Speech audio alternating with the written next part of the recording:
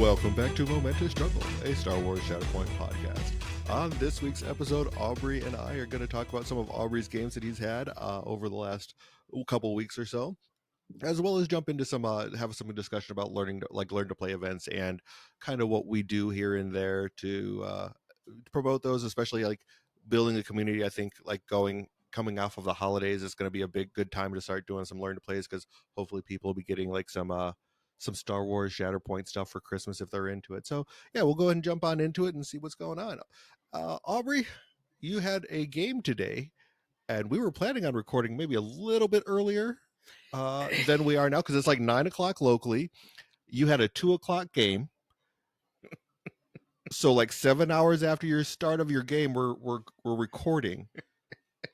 Tell us a little bit about what happened there, Aubrey. Like what happened to cause like a 2 o'clock start to push our recording time back by 7 hours? Okay. So first off, I'd like to start off. Okay, some of that was I did arrive late. Excuse you. Like that was the 17. That had nothing to do with me. Like I don't know what was going on. Usually there's an accident when there's that much traffic on a Saturday afternoon on the freeway. No accident. No cops. No nothing. I don't know what happened there. So first off, I did show up late. Then of course, like I had to set everything up because I brought the terrain. Yeah, my opponent was like, "Oh, well, I can't get there till 2. Like it's gonna be all right." And I'm like, "Well, I'll bring and do you have terrain?" I'm like, "Yeah, I'll take care of everything. I'll probably get there early." I left at 1 o'clock and I wasn't there by 2 o'clock, Todd. Normally, and it's only like takes... a 30-45 minute drive. Yeah. yes. Yeah, the average drive time to Tempe Gamers Guild is a half hour ish. Like, yeah. I was like, so already things started wrong. Then I had the longest struggle one of my entire life. I am pretty sure we would have hit mission critical and ended the game not having concluded struggle one with how bad it was. By the end of struggle one, he had filled up his entire tracker, and we had multiple turns on my side with the struggle tracker full, because the way our order decks went today, and I was playing against his name was John. He's from Prescott Valley, so a little bit up north, and he knew his stuff. He knew how to play. This wasn't like we didn't know what was going on, but like I swear to you, like did Omnis shuffle our order decks, because both of us went flip over. I think his was Chewie and mine was like Hera. Okay, we're gonna reserve them. Flip over. I flip over Shatterpoint. He flips over Han. Oh, because he was playing. Sorry, I should back up. He was playing the Han box. And the Luke box, but OB2 instead of Boosh. And I'm still playing my Spectre crew, like with Hera and Kanan, and today was Sabine and Callus and Chopper and Rebel Commandos. So we both had Rebel Commandos on our side of the field. So for Sheev, we need to know, did you deploy at range 3? Because Sheev's going to need to know.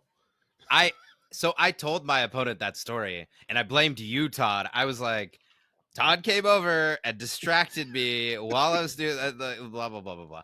Anyway, so sorry. Sorry, dear listeners. I hit the gates running because I played the longest game of Shatterpoint of my life today, and I have to get it out. I have to get it out. Like, this is just story time with Aubrey. Buckle up. Do you have your drink of choice and your I don't know, food or drug of choice? I don't even care now. Whatever you need to get through this. Okay, so you still didn't answer the question. Did you deploy at range 3 or not? Did you remember? Yes, I deployed at range 3. I told the story while I was deploying. That now doesn't mean you remember. That doesn't mean you would remember. If I can tell the story, and okay, actually, you know what? That's true. You're right, Todd. Anyway, basically what happened is we all went through our primaries and our Shatterpoint card in like the first 3 activations. Nice. Like, and so of course, I mean, we're on shifting priorities. So there's not really any combat or heavy hitting happening. So like, you just go out and you take points. Okay, cool. But then like all of our heavy hitters went and took all the points. So what do you think happened after that, Todd? All of the Yeah. younglings tried to go fight and beat on the primaries, and the primaries expertise did what primary expertise does, and we got stuck in this quagmire of like literally at one point we were scoring like one or two, like 1-2, 1-2, because like the points were just, it was just weird. So then eventually we get into the 3-3 game. I finally get a 4 and I'm like, "Oh, okay. This is going to go good." But then literally it was a rebel commandos activation. He like shot and wounded some. I'm pretty sure it was either rebel commandos or bar 2D2. I just don't, the game was too long. I don't, one of the two model supports. He was swung like 3 points in one turn because like he wounded somebody to swing a point, moved the two of them off into La La Land to take 2 more points, and then all of a sudden I was behind, and I'm like, "Whoa, that was probably the biggest turn I've ever seen." Like he literally flipped like 3 points at once. Nice. But then I like almost immediately punched back and flipped like two of them back.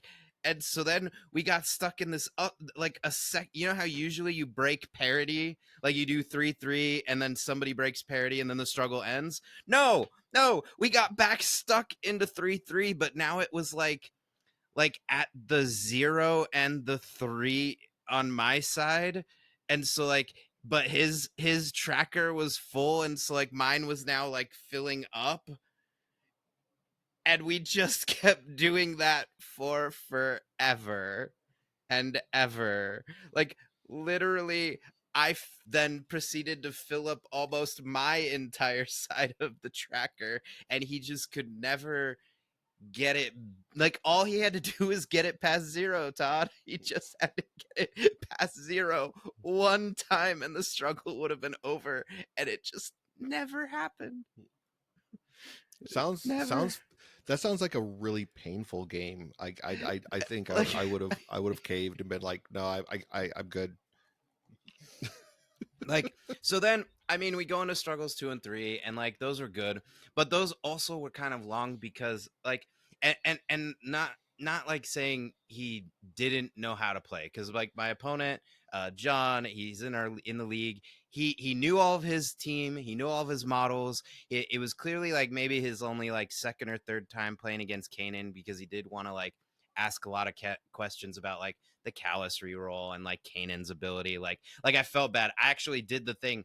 The he tried, one of the things I did during struggle 1 that really cued him in is he took a point by wounding a model and shoving Kanan off with like Chewie, or no, he wounded a different model with Chewie, and Kanan's sitting there just waiting, like, hey, you think that's your point? Oh, because it was my rebel commandos, because he's like, oh well, I think I'm safe, it's okay, they're not a Spectre. And I'm like, I'm just gonna jump up there, and I had control of the objective, and I just put Kanan there. All I had to do is put Kanan there, and now we're tied, and guess who wins? Me, because I already had it. So like I felt a little bad. So like he was like learning Spectre. Like actually the funny thing is he was excited because he was like, oh man, Kanan's really good. I have Kanan at home. Like that's what I'm painting next. Like, but I know nothing about like the Spectres except I think they're cool. And I'm like, oh, here you go. But there was just a lot of like back and forth like measurements, and like he came over from 40K, and so he was really like kind of really honed in on like, we got to make sure these measurements are exactly right. And a lot of times most of the measurements were in his favor. I'm like, it's close enough, just put your model there, or it's close enough, just use the ladder, or it's close enough. And I felt like I was like giving him PTSD from some bad experience he had, because he was like, no, we got to check it. And I'm like, oh, okay, all right. I mean, It's I know you didn't really get to see like at Smite Club like how crazy it gets at those games, but yeah, like if you get into the high level Warhammer competitive scene, it's it can be stressful. So I can get it. I don't know how like what level he's played at, but yeah, like when you get to those bigger tournaments, it can get kind of wild and pretty crazy. So, but yeah, I mean, sounds like yeah, an yeah. interesting experience for a game on a random Saturday. Yeah. So the way it ended, like, just to jump ahead to the end, because if I told you the whole story, well, we'd be doing a Red Mandos podcast. 4 hours Hey, later, we're done. All right. yeah. Uh, And we just love the kidding, Red just kidding. Mandos. We Just, love the Red Mandos. No. hey, it's just I. It's just I always have to do their podcasts in like 2 or 3 sittings. That's all. It's fine. And ADHD baby, like I tend to forget how the podcast started by the time we get to the end. But hey, it's a fun time. It's a It fun is. time. But like so like the way it ended, we at least finally got to have like a Jedi off, right? Because like this is like the Galactic Civil War within the Galactic Civil War, because it was rebel on rebel violence. Like it was a bloody game. We each got 5 wounds, and that doesn't happen with like rebels, because you just do like the 5 dice attacks and like shove them off points, and yay, the points are mine. Instead, it was a pretty bloody game. Like I removed Bar 2D2 from the table, and both of our rebel commandos were about to leave the table. Well, I mean, if you play for 5 hours, you would expect it would be a pretty bloody game. I mean, Oh my god, it wasn't exactly 5 hours. It was like 4-ish. I don't know. Longest game of my I life. lost you there in the middle But of your drink, but something about 5.5, 6 hours, right? I got you. no, shh. Anyway, so the way it ended was at least pretty epic, because I had been like sidling Kanan along his deployment zone, because that's how weird this game got. My Kanan was in his deployment zone. That's where our game was. Oh, Like so not only did it I take long, but it was Aubrey walking around the table to the other side to move Kanan every time he had a trigger, and then Aubrey walking back. So that, yeah, I got it. Yes. I've seen that, like of you just like, oh, I gotta go. I'd hate to see you play at like a big tournament, like if you're in the middle Oh my table god. and you have to walk all the Oh way my around no. and then all the way Mm-mm. back. It's like Mm-mm. you'd get like your 10,000 steps per match, basically. It No, would be awful. no. I am not playing in those events. I will help you run them. I will have a good time. I will answer questions. It'll be fine. No, I am not. My T-Rex arms can't reach the other side of the table, Todd. I can't get that far. So so Caden slowly sidles his way, and this is like over the course of 3 activations of like Sabine and Hera, and who else moves in my list? Whatever, it doesn't matter. Like I'm like slowly like it's like the like the death snail, you know, the story when you take $1 million, but there's a snail out there somewhere that if it finds you it will kill you, but it's a snail. Right? So like Kanan's like over 3 activations slowly making his way to Luke Skywalker, who has been bullying everyone on the other side of the map, and we got to have a Jedi off at the end, where like we did this big battle, and I didn't even beat Luke. I had to pull the ripcord of force push. I'm like, all right, spend my last 2 force push. All right, yay! The good guys won. I don't know. I have Chopper on my They're they're team. they're all the Am I bad the guys good in my guys? opinion. No, they're all the bad guys. Oh, that's terrible. That's terrible. So all I have to say is, may my next game of Shatterpoint not involve everyone's primaries and Shatterpoint card being like the first 3 cards in our deck, because I have to repeat, that didn't happen once. We went a long game. We shuffled our decks 3 times. That happened to me in 2 out of the 3 struggle, or yeah, 2 out of the 3 order decks, and it happened to him in all 3. Like every time he would be like, "Oh, I don't want Han right now. Reserve. Flip over Luke. Oh, I don't want Luke right now. Flip over Shatterpoint." And it's like, no, stop, stop having our primaries all at once. Yeah, sounds like a pretty awful. Well, sounds like it was an interesting game for sure. I mean, so I know for me, I Yeah, mean, you got it. You got any games? I got one in, so because I've taken over, at least temporarily, I'm the ambassador for Shatterpoint at the new Gamers Guild location in North Phoenix, a giant store. I think people have started to see pictures of that store just because of it's Yeah. gigantic. So I've taken over there. I was there Wednesday. I ran a well, so Liam came up, like our normal player Liam around, and he has a friend Yeah. oddly named Liam. So I played who's No, only played no. yes, One of yeah. them has to change their name. No. No, nope. I'm never gonna remember that. Right. So Liam's friend Liam came up, and he's only played a couple of games, and I played Liam's Liam friend Liam. 2? No, Liam's friend Liam. I'm just going to refer to him as Liam's friend Liam. So Nope. Liam's friend Liam. Nope. Liam 2. Liam 2. But so he came up, and I think it was probably like his second or third game. So he had Grievous Dooku, which was, that's a pretty good list to learn on and to kind of get the hang of everything with. And we ended up And to playing, bully people. right. When I ended up playing with Rebels list, it was my Anakin and Bad Batch list. So I played him with that. So it's basically Anakin, Crosshair, Arfs, and the rest of the Bad Batch. So Hunter, Wrecker, and Tekko. So I ended up playing with that, and we ended up going to 3 struggles. I mean, it was, like I said, a lot of it was learning, so we went kind of slow. Um, like, and I'd let him pull back, like, oh, here's not like the best thing you could do. He would miss some triggers. Okay, let's go back and rewind and remember these triggers here and this, that, and the other. So there was a lot of fun stuff with it.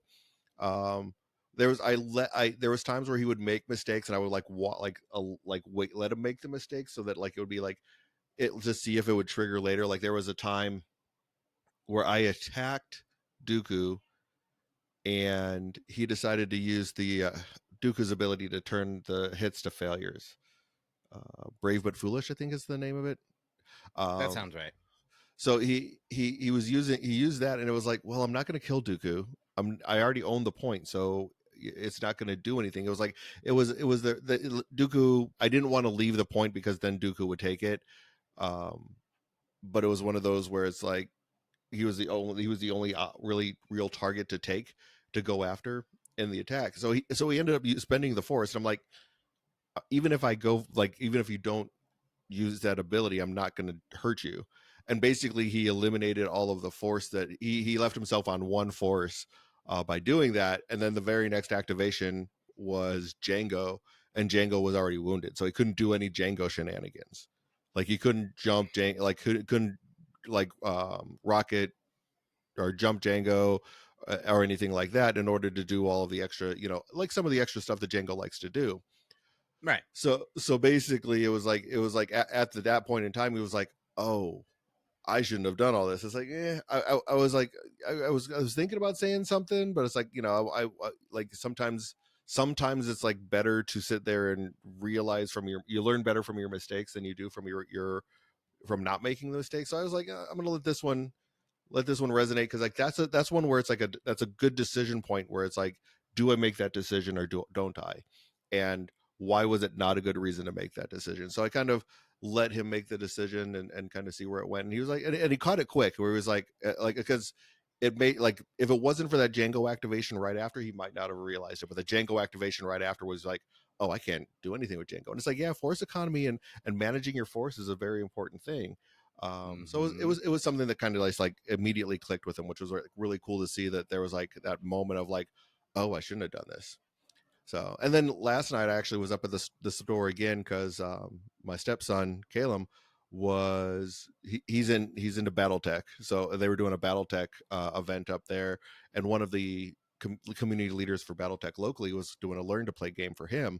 So I just took him up there and just sat right next to a table of 3 guys sitting behind us playing Shatterpoint. I'm like, hey, by the way, we're gonna have Shatterpoint up here, and they're like, oh, we're brand new. I'm like, well, I'm the community guy, so if you guys want to come up and play some more learn to play games, I'm more than happy to sit there with you guys and play. So hopefully we'll continue to grow the community just through, like, me being that random person who doesn't care about talking to anybody. I'll just like, hey, I don't know you at all, but my name's Todd, and I don't care.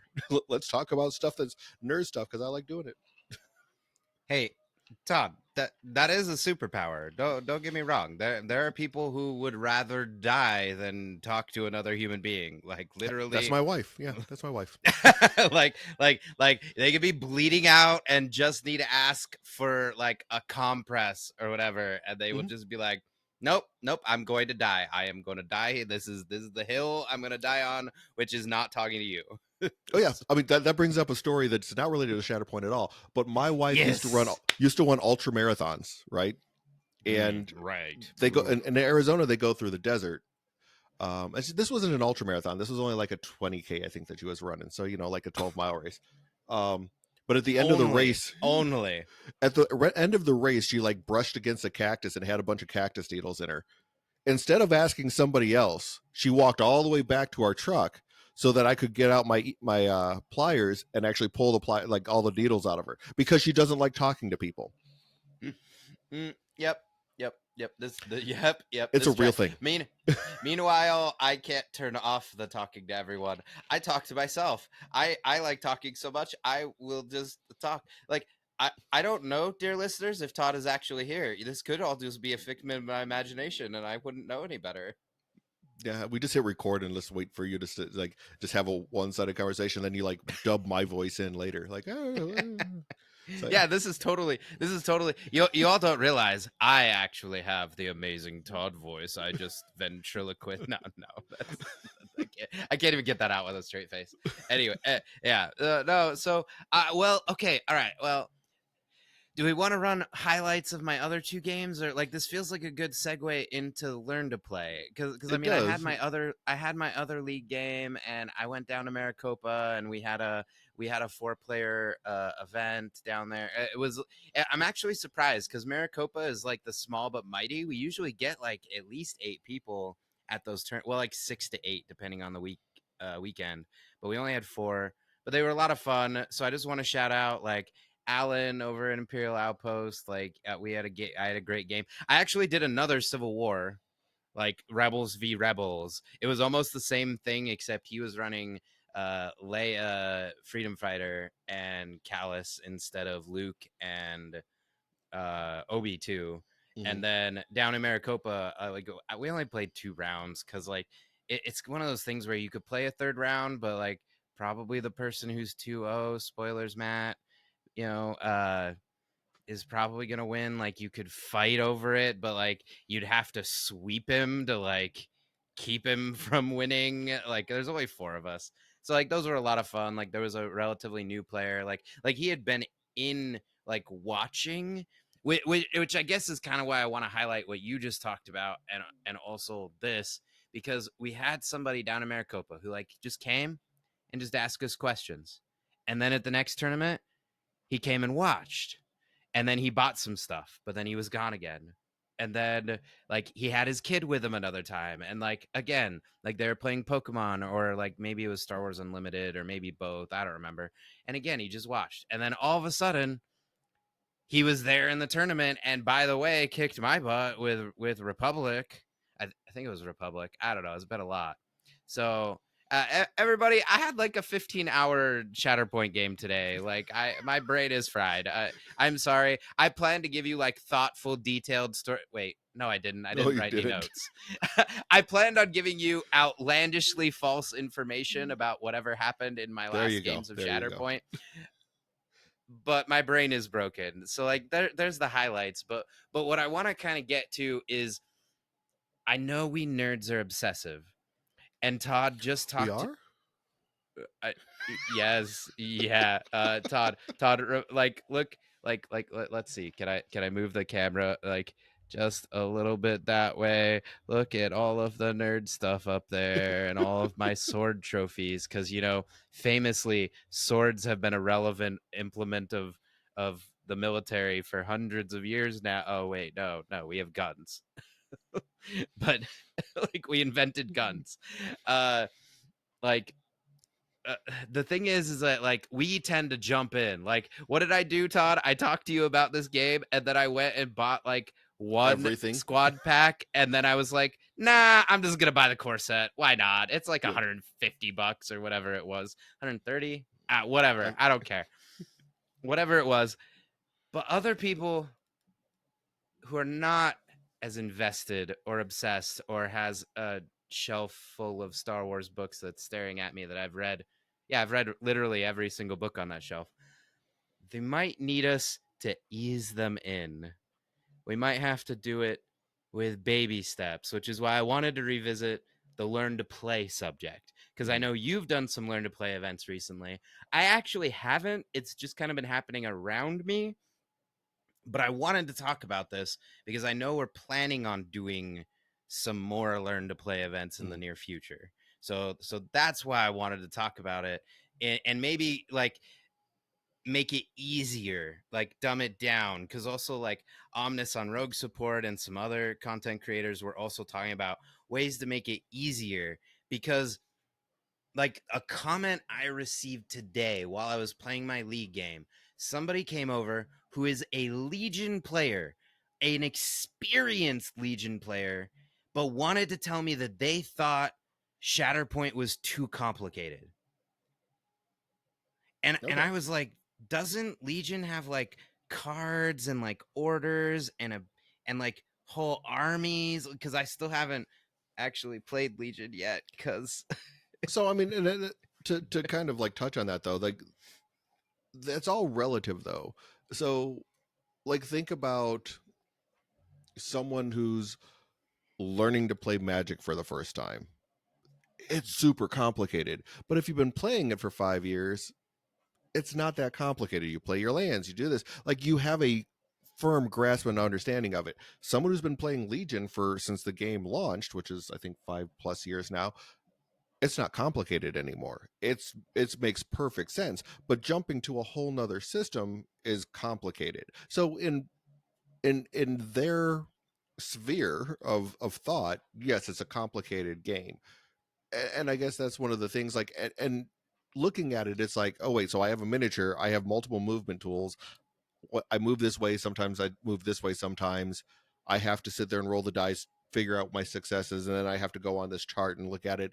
So like for some people that might be complicated. I don't know, if you play Warhammer, that's not complicated because there's so many doggone charts and graphs and everything else. the It's not books, right. The the books, books. yeah, like having to sit there, what page was this rule on, and everything. So yeah, again, all relative, but like if you've been playing this game, a certain game, for so long, and now you're jumping to a new game, it might be complicated. And that's, I guess, kind of where you're trying to go to, is how do we take that complication out of the equation, to sit there and break it down to the simplest levels, to be like, here's how we play the game at the simplest level. Right. And that's kind of like the point I want to make, because we're very invested and we're very excited and we want to show off all the cool stuff. But you've got to make it simple. And it can be as simple as this. And I think I've told this story on the podcast again, but I'm going to reiterate it here. I did like a Star Wars day at a senior center for the library. They wanted to have a big old Star Wars party. They wanted me to do some, fun tricks with a lightsaber, because like I do sword fighting. I can fight with a lightsaber. Like, am I great? No, but I know more than somebody who's sitting on their couch watching somebody else do it. And so I did this, and I always play a game with them, because I give out free books. Like I just give them free used books that we have, because we recycle books all the time at the library. Sorry everyone, we do it. It's fine. You'll get over it. Uh, and so like I'll give them away, but they don't like when I just give them a book. They want to earn it somehow. So I make up these games. Like most of the time I just do like dice poker, and I look for like pairs and three of a kind and stuff. But because it was a Star Wars party, I was like, you know what? I'm going to bring my minis. I'm going to bring the actual Shatterpoint dice. I brought like Obi-Wan and Darth Vader, because they would know who those are. And I said, okay, Obi-Wan and Darth Vader are going to fight. You're going to roll these dice. You're looking for the star symbols. If it looks like a star, you got a star. That means you hit. I'm going to roll my dice. There's a shield. If there's a shield, it means I block your stars. You need more stars than I have shields. And that was it.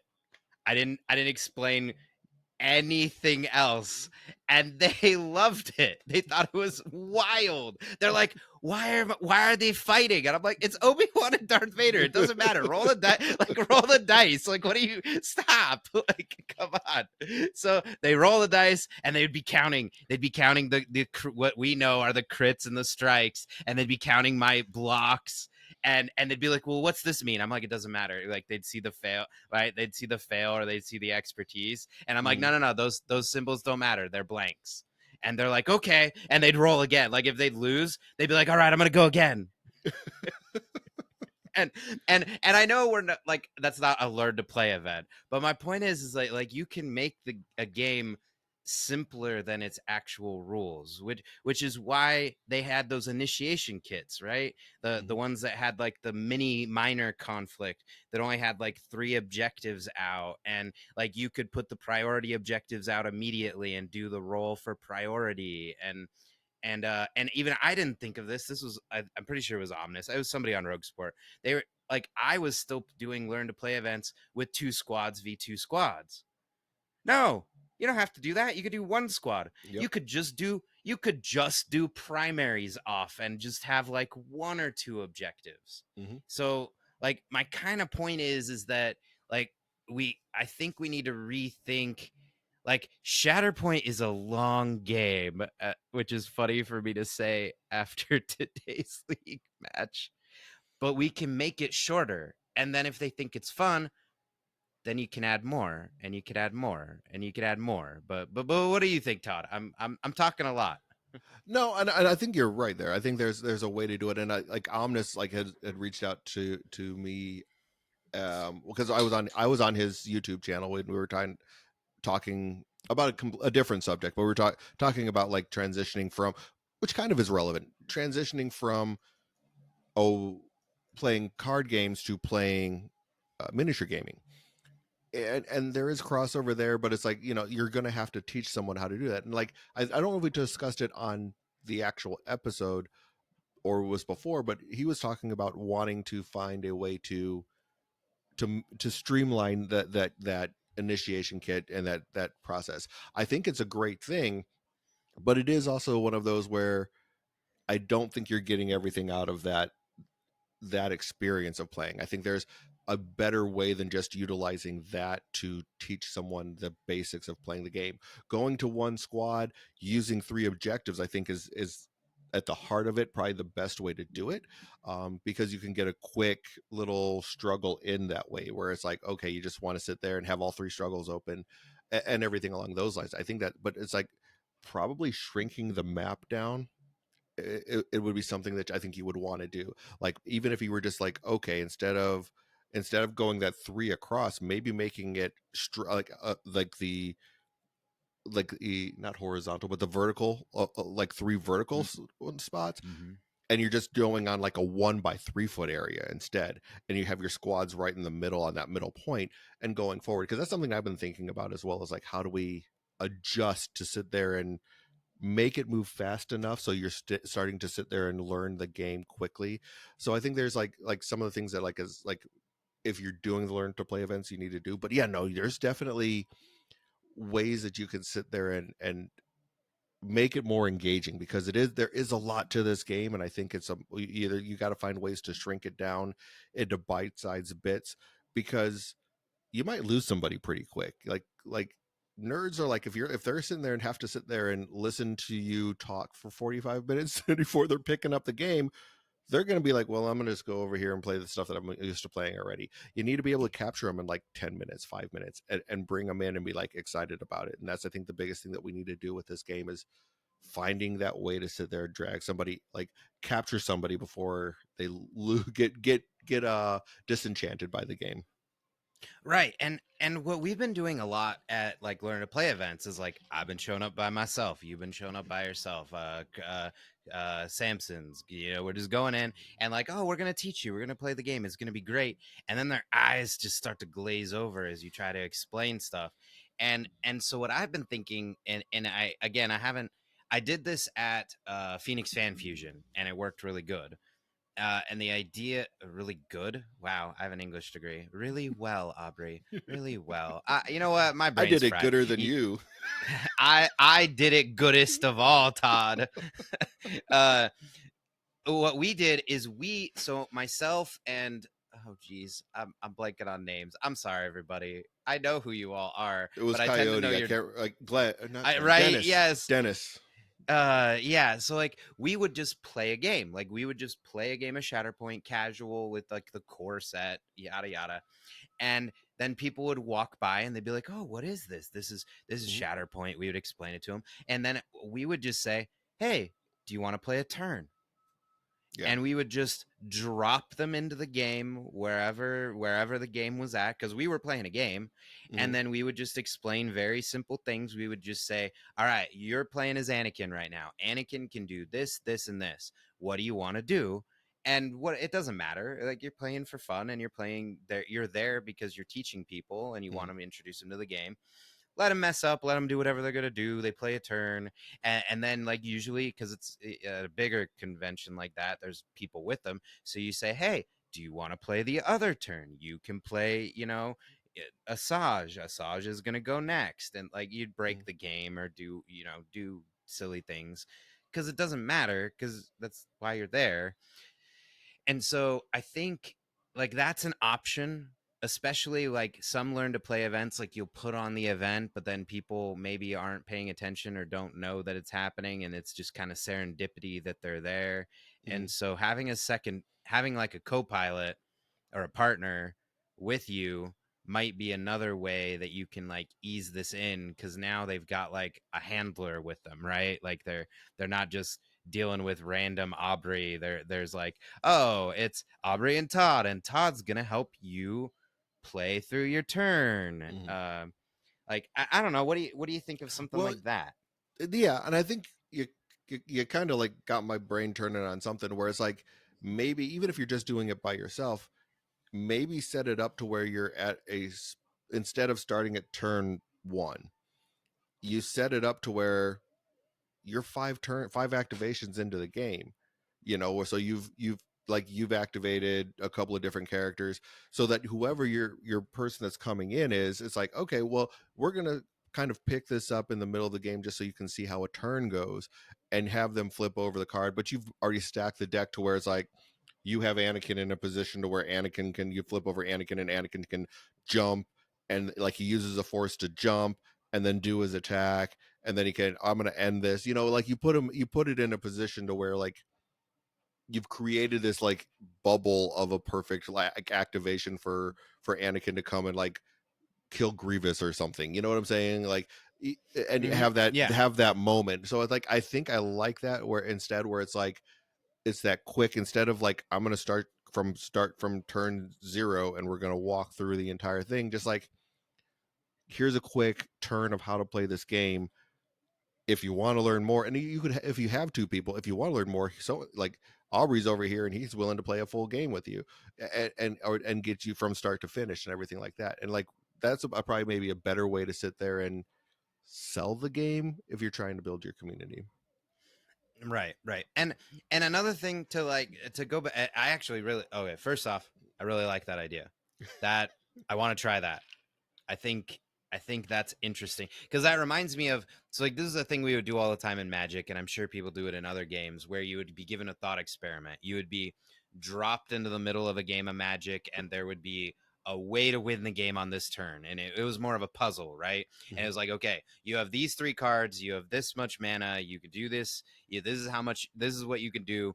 You can win this turn. Figure it out. Right.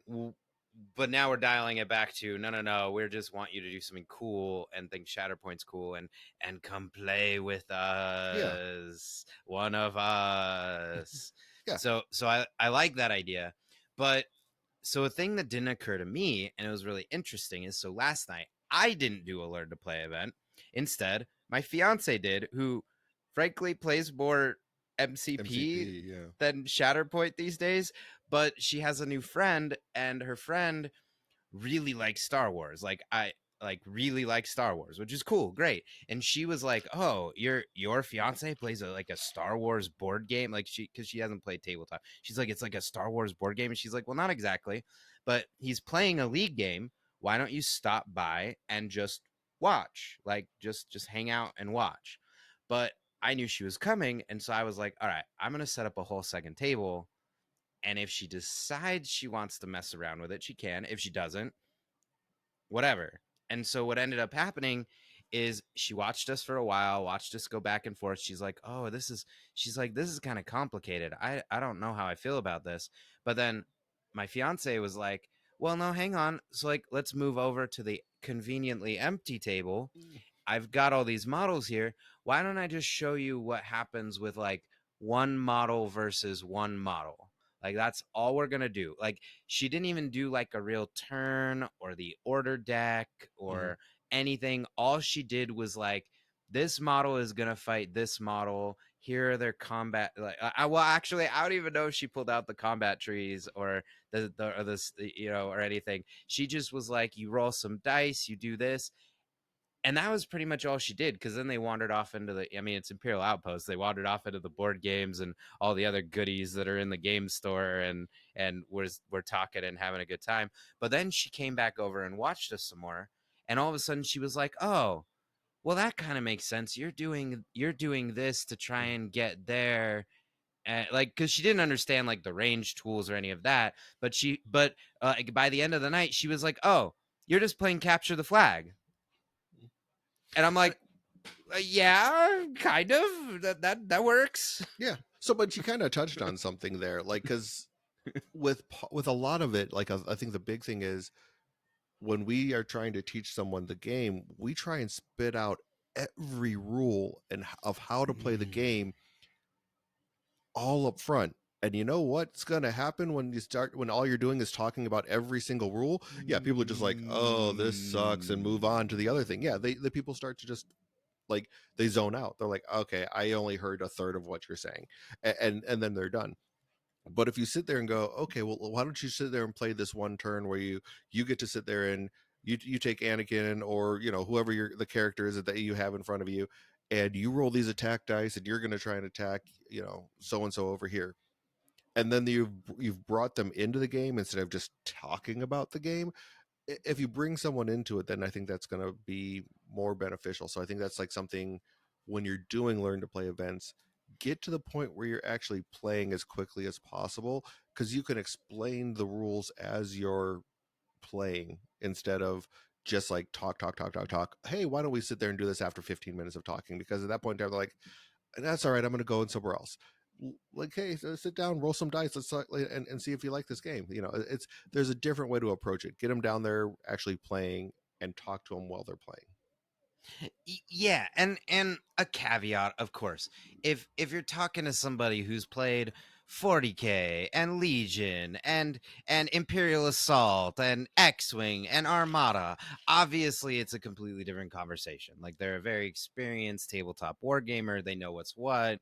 Okay. I like our conversation is very much about the casual person who maybe has never touched a miniature before in their life. I hadn't before this game, and like how do we get them over that hurdle? Because I at least had Magic, which has 10 it's chess. This is how I explain Magic. It's like you're playing chess, but there are 10,000 different pieces and every piece does something slightly different. Okay, let's go. But for most people, they might have only played checkers, and now you're trying to get them into Shatterpoint. Like that's an order of magnitude beyond. But they might be interested. They might, like, this person was very much like she got very excited. She was like, wait, you painted all of these yourself? Talking to Alan, not me. Mine were like half primed, and like I got orange pants on Ezra. Like he's not even half painted. Like talking to Alan's mini, she was like, you did all of these? Yeah, and Alan's a great and painter, so yeah, I can see that. right. So like there's gonna be different things that interest different people, which is why we like this, right? Hmm. Like the reason we like this is because like there's the hobby aspect, and there's the competitive aspect, and there's like the coming together and playing, like essentially, just playing a game with friends or with people, like there's a lot of different avenues. So remember that, like, just because you're excited about all of it doesn't mean that they have to be excited about all of it. They can just be excited that, oh, I have a miniature little Darth Vader and he's gonna go beat up on Luke Skywalker. Yay! Like Yeah. that might be all they care about. That's Hmm. okay. So yeah, I mean, like that's the thing, is like I think especially as you're doing your learn to play games, you want to like try and discover what's gonna be that spark for the person that's across the table. It's not gonna be your spark, and that's the biggest thing, is like when you're trying to build community, is find what is going to be the thing that gets that person involved, especially when you're doing these learn to play events. if you're hosting like one of those where you set up a table at a game store, you might have some random person walk by that they're just in the store to buy a board game. Like they're looking to buy, you know, like Settlers of Catan, or Catan, I guess now is what it's called. But they're looking to buy a copy of Catan. They don't know anything about tabletop wargaming at all. Or they're especially like all these stores, like they're always going to be like card game stores are going to be there. So like they're just in there like buying the next set of Star Wars Unlimited, but they see Star Wars stuff set up. They're like, oh, what's this? You need to be able to sit there and find that thing that's going to do them. It's like, okay, they're buying like for me, it's like I would know in my mind. I'm like, oh, okay, so there's someone that's come in there to buy Star Wars Unlimited stuff. Well, right now the big Star Wars Unlimited is Clone Wars era stuff. So like I'm going to make sure that I have, Grievous and General Sky or General Kenobi, so that the two of them can fight against each other on the table, type of a thing. So that like when those people are coming Yeah. in, it might capture their thing. So it's like things to think about is like, who are the people that are going to be coming into the store that aren't coming in just to play Star Wars Shatterpoint, but might be coming in for something else, and how are you going to grab their attention as like in that 5 minutes that you have, like that, having that elevator conversation, because that elevator conversation isn't just talking when it comes to like just trying to turn someone on to this game. It's bringing them in, rolling the dice with them, and things along those lines. Yeah, and that kind of brings me to like two more points. One just very quickly. So like I teach Pokemon the card game to children, and the age range is like 6 to 11, and I will give 5-year-olds in there. They don't know how to read and they trying to learn a card game. So I have to simplify it and also hand them a coloring page that has Pokemon on it with some crayons, because they probably not getting to the end. and and so what I tell them at the very beginning, I was like, okay, there are some things I have to tell you that you have to understand before we can start. I'm going to start as soon as possible, but like you need to know the difference between a Pokemon and a trainer and an energy, or we aren't going to get any further. So like, and they usually know who the Pokemon are, but they don't know what the energy of the trainers are. They can't even read the trainer cards. Right. And so like I will even, like, if I'm dealing with really young kids, I'll even just throw the trainers out the window. I'll be like, all right, we're not even doing trainers today. Pokemon energy, or even just, and I tell the parents, I was like, so I teach the official rules here, but you have to live with these kids for the other 167 hours. You can do this without energy or trainers. And sorry if nobody's played Pokemon and don't know what I'm talking about, but the point is that there's 3 different card types in the game, and they do different things. And the idea is that like when I first off I teach them the bare minimum to get started, and then we get started, and then I teach the rules as we go. And then you get the slightly older kids who are precocious, and they're like, well, what about this, Aubrey? And I'm like, no, we're not learning that right now. We're learning this right now. You gotta wait. Don't. And I will even tell the other kid, because sometimes you have a younger and an older kid. I will tell the older kid, I was like, hey, he's not ready for that, or she's not ready for that. We gotta wait, okay, all right. And then I keep moving on. And then when I get to the end, like, for those of you who played the Pokemon card game, why are the special conditions so hard? Oh dear God, they all do different things, and you turn your card a different way, and you have to know which way you turn the card because turning the card signifies a different thing. Oh my God. I don't teach them that at all. I tell them at the end that there are a bunch of more advanced rules out there that I didn't tell them, and they can learn it later. Mhm. Like I don't, I like, you're not even gonna learn that today. I'm gonna introduce it to you, but you're not gonna learn it today. And so like to bring this back to Shatterpoint, or sorry, Todd, do you have a thought? Do you have a thought Well, on no, I that mean, before like, I no, I bring it mean, back? like, but Yeah. that's, I think you were going to go to where I was going to say is to bring that to Shatterpoint. It's, you can just teach them the basics and be like, okay, now there's all these other rules that are on the card that you can learn if you want to pick up the game, Mm, which I think you yes. were going to Okay. get to, Todd. but it was like, Yep. yep. Yep.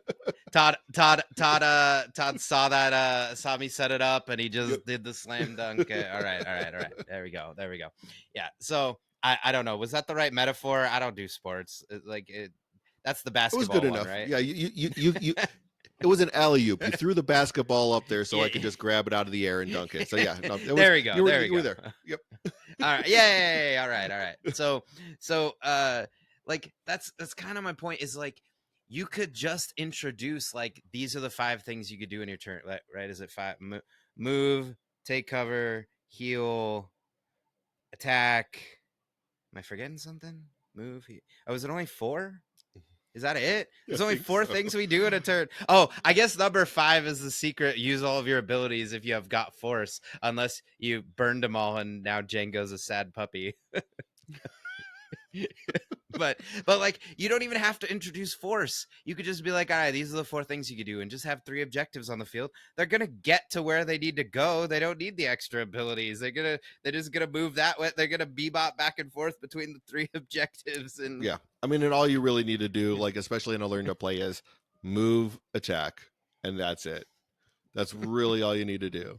Like set, like I was saying, set up a turn so they can move, attack, and then all of a sudden it's like, all right, cool. Now, like, and especially like I would say, if you're trying to teach them to like, you want to have it so that probably not attack. Like the best thing, like I said, is having Obi-Wan attack into like General Grievous on Grievous's bad side. Is probably a good thing to do because you know that Grievous is going to get his ass whooped right there because he's only rolling 4 dice. as So he should. right, so that's kind of like the way that you would set it up, or Anakin going into not even Magna Guards. Who's a bad droid? The B1s. Anakin going into a bunch of B1s. However you want to put it, but that's kind of what you want to do. Like Grievous taking out like the 501st because the 501st suck. So that hurt you there, right in the middle of the drink. I know. I got you. AMG, you just have one job. Please make the 501st good. It's the 501st. It's Anakin and Vader's Legion. Although, okay, can we talk for a minute? All right, I actually enjoy the Disney era. Entire sidebar. They changed Vader's fist from the 501st to now they're called the First Legion. Mm-hmm. No, it's still the 501st. I mean, there is a whole YouTube. Okay, you Star Wars boomer. No, they're the 501st. I like the story that the First Legion is in is a good story. It's got Vader and Thrawn in it. Like it's a good story. But every time I hear the First Legion, I'm like, you mean the 501st Legion? Fine. I'm an old man. It's all right. It's okay. But like just give me better 501st. Like did you look at the new game mode, like the 501st minions or whatever that are in that are better than the actual 501st unit? Like come on, okay. Todd. And I think Zion's Finest was like, so now you got me going down this path. Zion's Finest, I think on their latest episode was talking about like updates to it. And I would say at MCP, the first time that they did any type of updates to cards was basically at year 2 at their mini strav there. We're getting to the second mini strav next year. I would be surprised if we didn't see some sort of a modification. I have no insider information by any means or anything like that, but No. based off of like how they have done things in the cycle for MCP, I wouldn't be surprised to see some sort of updates coming down. Would it be 501st? Who knows? Like who knows what they're going to end up updating. I mean, I think the general consensus is everybody wants those updated. Like I think a lot of people would like to see like 501st and probably like what's his name? Or a Sing? Oh no, Well, what's his name? or sing to Cody. Like Cody probably getting updated. Yeah, People would probably I like would to love. see some. People would probably like to see some of that. But you know what? I mean, at the same time, we got to play with what we got and everything like that too. I mean, it's Hey, we were wrong about Django being broken. I mean, now that it's arranged, now that everyone has a gun, apparently Django was the one-eyed king in the land of the blind. Like because now that everybody's got a gun, he ain't so bad. But Todd, you got to bring me back. Why were we talking about the 501st in the first place? Because we were talking about learn to play stuff. Bring me back. Where I were know we in you this lost me. You conversation? sucked me down the hole, and Oh you lost me no, now. no, no. Okay. Well, here. This is what I was going to talk about next. I'm just sorry, D- dear listeners. Rewind, and you can tell me in the Discord what I was going to talk about because I don't know anymore, and it's like almost 10 o'clock, and I was playing Shatterpoint for 15 hours today. Uh, so or no, it was now 150 hours. Yeah, we Yeah, gotta add it. I We think gotta add it every time. It was yep. 150. No. So like talking about like what units you would bring to play to learn to play events and why. Like that's kind of like something to talk about. Because at first I was like, I want to just bring the core set. The core set is what they're most likely to buy. It's actually really good value for what's in it. Like you get the terrain and the tokens and the range tools and the dice. Like it, like at this, and then you get like 16, right? 16 units. Like it's really good, but also we know that like half of the units that are in there don't see as much play. I mean, half of them are still like highly competitive, don't get me wrong, but what do you think, Todd? Like what units would you use for learn to play? Do you have a preference? Do you let them pick? Do you buy For everything? no, I think for learn to play, you really are going to want to use something that's one easy to play, but two they're going to be able to recognize it as they're walking past because again you're setting this up at a game store and maybe one or two people might come because they saw you post about it in on Facebook or a Discord or something like that. The majority of the people that are going to stop by are just going to be people that are in the store and they just happen to walk past your table as they're going and checking out the store. So you really want to have something that's going to catch their eye right off of the bat where it's like, ooh, they have Darth Vader and Obi-Wan Kenobi, like from the Kenobi show, or you have the Darth Vader and Luke. Yeah, Luke's probably, like let's take away the complexity of playing whatever those particular models. You just want to sit there and have something on the table that someone's going to see and go, oh, those are really cool. Or even if you have like the Leia with the Luke and the Han and Chewie from the Princess Leia box, those are just really like those are so iconic that people are going to remember that. And then you add in maybe like the Darth Vader box, the Darth Vader and the Stormtrooper box. Yes, it's not like the most ideal things to play, but it's going to catch someone's eye where they sit there and go, "Ooh, this is like the Death Star on episode 1," and you see all of that happening, and it creates a moment that people are going. It's going to catch their and they're like, "Oh, what is this? How do you play?" And then all of a sudden you can sit there and have like Luke run up and start shooting at the stormtroopers sergeant or something like that, and it creates a moment where it's like they enjoy seeing this. Like remember, like it might trigger them seeing the movie for the very first time, and that's I think the biggest thing is you want to sit there and do is find that thing that's going to make them to draw somebody into the game because most of the people that you're going to be trying to show the game and teach the game to aren't there to sit there and learn the game and they might just be seeing it for the first time. Yeah, and actually I love that you brought up like the the Leia, the charming Leia box and in the Vader 2 box, because that's even better than what I was thinking, because I was like, oh well, don't you want like Darth Vader and Jedi Knight Luke? But like that's okay, but like A New Hope might literally be the only movie they've seen. Like Mhm. there are people, I hate to break it to you nerds, but there are some people who haven't watched Star Wars. I do Star Wars story time for the itty bitties. I mean, they're toddlers. They don't know anything, so I don't blame them for not knowing. But sometimes I'll go to the parents, I'll be like, hey, Star Wars, right? It'll be fun. And they'll look at me, they're like, I haven't seen Star Wars. And I'm like, what do you mean? You're like my age. What do you mean you haven't seen Star Wars? Okay, moving on. But again, like having just something that quickly appeals, like even okay, I'll tell you right now, I have multiple pictures of my fiance's friend's house. She's got like the Millennium Falcon on her wall. She's got like all of this memorabilia. She didn't know who the rebels were, Yeah. like because she looked at my squad, and she was, because I was playing Kanan Hera and like random rebel commandos, and I mean they also weren't painted, so a lot of them weren't painted, so that didn't help. But she's like, who are you playing? She's like looking over at Alan's stuff, and she's like, oh, hey, there's Han and Chewie and Leia, and she's like, oh, this is cool. She's like, who are you playing? And I'm like, well, have you seen the Rebels TV show? And she Yeah. was like, no. And I'm I mean, like, some oh, adults just aren't going to watch the okay. cartoons. Yeah. Right. I'm like, oh, okay. I was like, well, there's a TV show. It's a cartoon. These are all like the characters. They did adventures in Star Wars and like help the rebels defeat the Empire. And she was like, oh, okay, that's cool, whatever. And like, and then she would go back to. Then she was like, oh, R2D2, and like grabbed R2D2 like off the table wherever he was, and was like, oh, look at R2D2.